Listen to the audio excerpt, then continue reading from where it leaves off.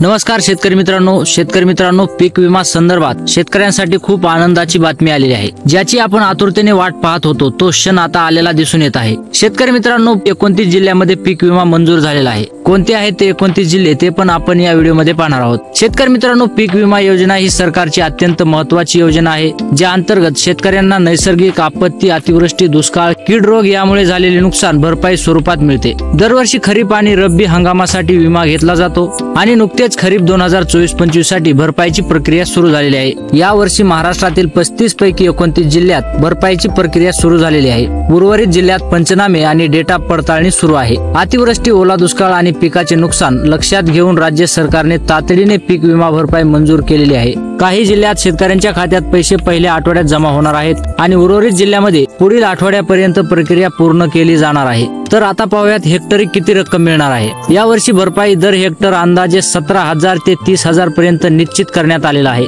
पिकाच्या प्रकारानुसार हा दर बदलतो। ज्यांनी विमा हप्ता वेळेत भरला आहे त्यांना थेट त्यांच्या डीबीटी द्वारे रक्कम मिळेल। ज्यांचा विमा हप्ता भरलेला आहे परंतु त्यांचं नाव यादीत दिसत नाही त्यांनी आपल्या तालुका कृषी अधिकारी कार्यालयात तक्रार नोंदवावी। तुमचं बँक अकाउंट सक्रिय आहे का, आधार लिंक आहे का हे तपासा, कारण याच्यामुळे अनेकांचे पैसे थांबलेले आहेत। तर आपण जिल्हे पाहूयात। यवतमाळ मध्ये भरपाई मंजूर झालेली आहे। उस्मानाबाद जिल्ह्यामध्ये भरपाई जमा सुरू आहे। लातूर मध्ये प्रक्रिया सुरू आहे। बीड मध्ये डेटा पडताळणी सुरू आहे। नांदेड भरपाई मंजूर। परभणी प्रक्रिया सुरू आहे। हिंगोली भरपाई मंजूर आहे। अमरावती मंजूर प्रक्रियेत। वाशिम भरपाई सुरू। बुलढाणा मंजूर। अशा प्रकारे महाराष्ट्रातील 35 जिल्ह्यापैकी 29 जिल्ह्यामध्ये पीक विमा पडणार आहे। तर शेतकरी मित्रांनो ही शेतकऱ्यासाठी खूप महत्त्वाची आणि आनंदाची बातमी होती। तर तुम्हाला हा व्हिडिओ कसा वाटला हे आम्हाला कमेंट बॉक्स मध्ये नक्की कळवा। तर भेटूयात पुढच्या व्हिडिओमध्ये, तोपर्यंत जय महाराष्ट्र।